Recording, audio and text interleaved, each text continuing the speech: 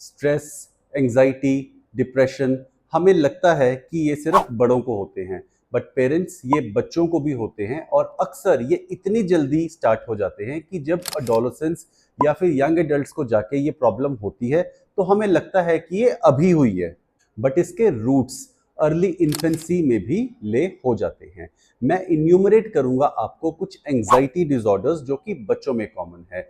Number 1 है separation anxiety, number 2 social anxiety या social phobias, number 3 generalised anxiety disorder, number 4 specific phobias, number 5 selective mutism and number 6 panic disorder. अब parents एक एक करके हम देखेंगे कि किस डिसऑर्डर में क्या क्या होता है। तो स्टार्टिंग करते हैं सेपरेशन एंजाइटी से। सेपरेशन एंजाइटी डेवलपमेंट फेज का एक नॉर्मल फेज है और ये कई बच्चों में स्टार्ट हो जाता है 6 महीने पे। वैसे आमतौर पे ये स्टार्ट होता है 8 महीने से लेके 3 साल तक।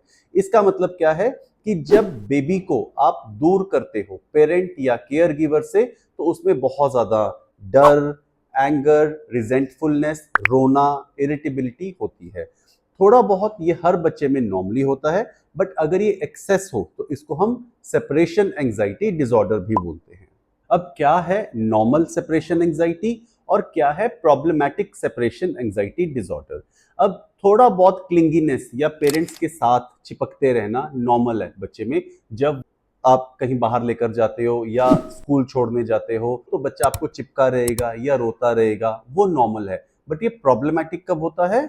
जब तो या तो स्कूल से फोन आ जाए कि आपका बच्चा बहुत क्राई कर रहा है जी, पैनिक कर रहा है, तो वो प्रॉब्लमैटिक सेपरेशन एंजाइटी डिसऑर्डर है। दूसरा, सेपरेशन हुई, बच्चा आपसे दूर गया और वो आपको बाद में बता रहा है कि सेपरेशन होने के बाद मुझे डर लगता है कि या तो आपको कुछ ना हो जाए या मेरे को कुछ ना हो जाए, तो this is also not normal. तीसरा, जब बच्चा अपने नॉर्मल फंक्शनिंग ऑफ लाइफ, यानी कि वो रात को कहे मैंने अकेले नहीं सोना, या मेरे को डरावने सपने आते हैं, या मेरे को बहुत रात को डर लगता है, या फिर वो रोज ही बहाना करता हो कि मेरा पेट दर्द होता है, तो वो भी एक सिम्टम है सेपरेशन एंजाइटी डिसऑर्डर का। एंड चौथा, जो आजकल के बच्चों में बहुत दिखता है कि बच्चा घर से बाहर गया नहीं और साथ ही साथ फोन कॉल्स या फिर टेक्स्ट कि मैं यहाँ पहुंच गया, आप कैसे हो, मैं ठीक हूँ, मैंने ये खा लिया, आपने खाना खा लिया। This is also a sign of separation anxiety. Parents, ये होता क्यों है? ये एक नॉर्मल डेवलपमेंट फेज है जो कि हर बच्चे में आता है, बट इसमें कुछ फैक्टर्स जो कि इस चीज को ज्यादा अफेक्ट करते हैं। कुछ फैक्टर्स जैसे कि बच्चे का नए स्कूल में एडमिशन होना, या फिर पेरेंट्स की कहीं ट्रांसफर होकर गए हो तो न्यू सराउंडिंग्स में होना, घर में नए सिबलिंग का आना, या फिर पेरेंट्स के रिलेशनशिप अगर कॉन्फ्लिक्ट वाला हो या डाइवोर्स हो तो भी इस चीज का इफेक्ट होता है। साथ ही में पेरेंट्स, अगर आप हो ओवर प्रोटेक्टिव या एंशियस पेरेंट्स, तो आप अनइंटेंशनली जो अपना फियर है वो बच्चे पे रीइंफोर्स करते रहते हो। पेरेंट्स सेपरेशन एंजाइटी को मैनेज कैसे करें छोटे बच्चों में? आमतौर पर ये टॉडलर्स यानी कि 2-3 साल वाले बच्चों में आता है। तो आप क्या कर सकते हो, जब आप बच्चे को प्ले स्कूल छोड़ने जाते हो तो आप एक कंसिस्टेंट गुड बाय का रिचुअल रखिए, यानी कि एक ही बंदा कोशिश करके छोड़ने जाए या केयर गिवर उसके साथ रहे। दूसरी बात, अगर स्कूल अलाउ करता है तो आप वॉक करके जाइए बच्चे की क्लासरूम तक और उसकी प्रेज कीजिए हर छोटी छोटी बात पे। आप प्रैक्टिस करिए शॉर्टर सेपरेशंस, यानी कि बच्चे को थोड़े टाइम के लिए सेपरेट अगर आप कर रहे हो तो साथ ही साथ आप रियूनाइट होइए। इससे क्या होगा, उसका जो ट्रस्ट है वो बिल्ट अप होगा। कभी भी स्नीक आउट मत कीजिए इमीडिएटली। एकदम से ऐसा ना हो कि आप बेबी के साथ थे और एकदम से आप कहीं गायब हो गए। उससे बहुत मिसट्रस्ट और डर बच्चे के दिल में पैदा होता है। एंड पेरेंट्स, प्लीज टेक काम एंड कॉन्फिडेंट, बिकॉज अगर आप काम एंड कॉन्फिडेंट होगे तभी आपका बच्चा जो है वो एंजाइटी से बाहर आएगा। बात करें सोशल एंजाइटी इन किड्स की, इसमें बच्चे को एक इंटेंस डर बना रहता है हर समय कि लोग मुझे जज करेंगे, मुझे इवैल्यूएट करेंगे और मुझे नेगेटिवली देखेंगे ये किसी भी परफॉर्मेंस बेस्ड सिचुएशन में। अब इसके साइंस क्या क्या हैं? बच्चा आपका स्कूल में या किसी ग्रुप सेटिंग्स में बहुत कम बात करेगा, चाहे वो घर पे नॉर्मल बात करता हो। और बच्चा क्लास में बुलाने पर भी मैम के क्वेश्चंस का आंसर नहीं देगा या बहुत धीरे बोलेगा, उसको ऐसे लगेगा कि मेरे में कॉन्फिडेंस ही नहीं है। दूसरी बात, उसमें हमेशा एक डर बना रहेगा, अगर आप उसको बाहर लेके जाते हो या मान लो किसी बर्थडे पार्टी का इनवाइट भी आता है तो उससे पहले भी वो ना नुक्कर करेगा कि मैंने नहीं जाना। और स्कूल का भी उसका यही सीन रहता है। अब आप कहोगे कि डॉक्टर मेरा बच्चा शाय है, बट शाइनेस और सोशल एंजाइटी में फर्क क्या है? शाय बच्चे की जो शाइनेस है वो हमेशा टेम्परेरी बेस पे होगी, यानी कि वो थोड़ी देर में ठीक हो जाएगी। सोशल एंजाइटी वाले बच्चे को इतना डर होगा कि उसको पैनिक, स्वेटिंग, पैल्पिटेशन, ट्रेमर्स ये सब होंगे। पेरेंट्स हम कैसे हेल्प कर सकते हैं इन बच्चों की?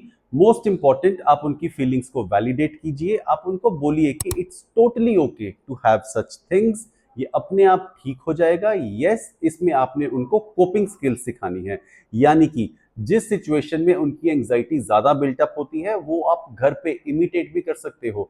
आप अपने बच्चों को इन्वॉल्व कर सकते हो इस एक्टिविटी में कि चलो बच्चे हम ये एक बार करके देखते हैं घर पे। एनकरेज करिए ग्रेजुअल एक्सपोजर, स्टार्ट कीजिए छोटे छोटे चैलेंजेस से। और बच्चे का जो सफर है, जो काम करने का कोई भी उसका वे है, उसको अप्रिशिएट करिए, ना कि उसके सिर्फ आउटकम को। उसको बताइए कि बेटे journey is equally important as the outcome. Generalized anxiety disorder यानी कि जीएडी बच्चों में बात करें, ये भी फेयरली कॉमन है।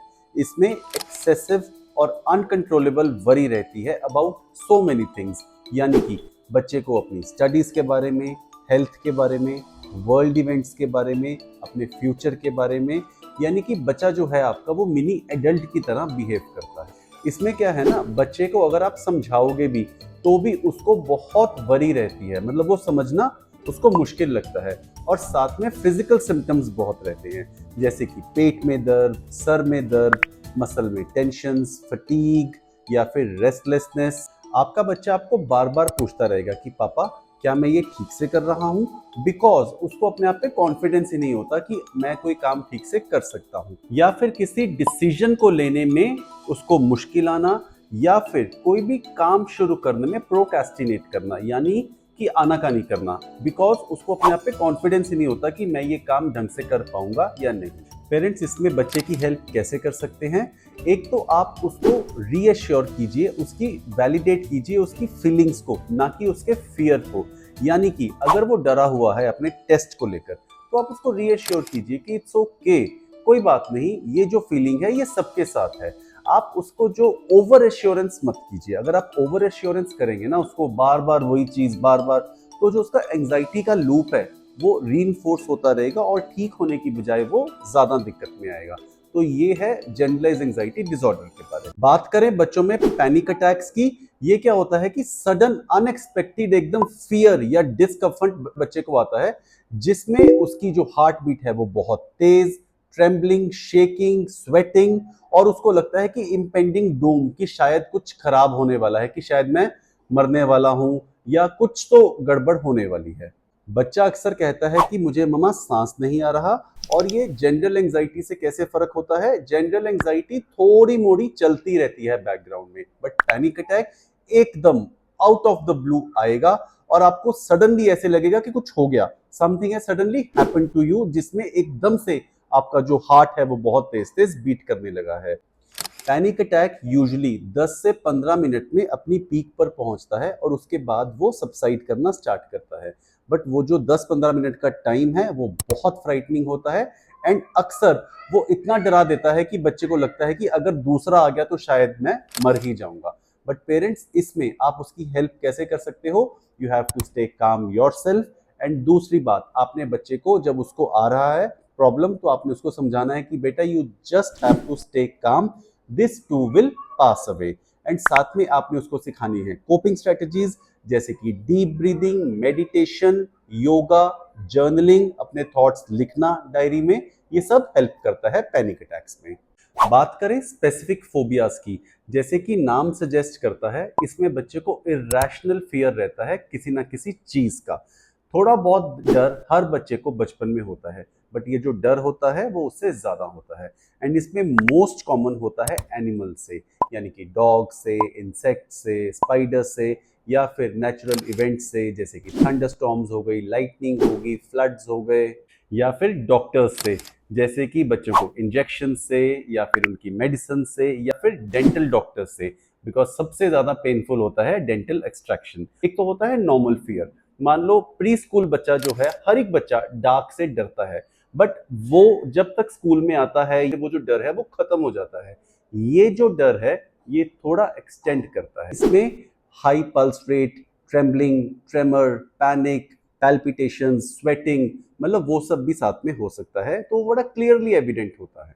ये होता क्यों है? मान लो कोई ट्रॉमेटिक एक्सपीरियंस रहा हो जिसमें बच्चा स्कूल से आ रहा है और उसके पीछे एक डॉग लग गया, यानी कि डॉग उसको चेस करने लगा, बच्चा तेज तेज भाग रहा है, तो आगे चल के भी उसको वो याद रहेगा कि वो एक फियरफुल एक्सपीरियंस है। दूसरा, ऑब्जर्वेशनल लर्निंग बच्चों में बहुत तेज होती है। ये मान लो बच्चे की मॉम स्पाइडर से या फिर कॉकरोच से डरती है और वो बहुत पैनिक करती है एकदम उसको देख के, तो बच्चा भी डरेगा ही डरेगा। और कुछ बच्चों का तो टेम्परामेंट ही थोड़ा सेंसिटिव होता है, यानी कि some kids are naturally sensitive to fears. तो इसमें थोड़ा जेनेटिक इन्फ्लुएंस होता है। तो इसमें हमने उसकी जो फीलिंग्स हैं उसको सिर्फ वैलिडेट करना है कि बच्चे it is totally normal. One good step, desensitization. जिस चीज से आपका बच्चा डरता है आप उस चीज से बच्चे को ग्रेजुअली एक्सपोज कीजिए, उसका रिस्पॉन्स नोट कीजिए, आप उसके साथ रहिए और उसको दिखाते जाइए कि ओके फाइन, ये जो चीज से आप इतना डर रहे हो इतनी डरने वाली नहीं है। और अगर जरूरत लगे तो बच्चे की टीचर्स से बात कीजिए और उसके लिए एक लो प्रेशर इन्वायरमेंट क्रिएट कीजिए, घर पर भी और स्कूल पर भी।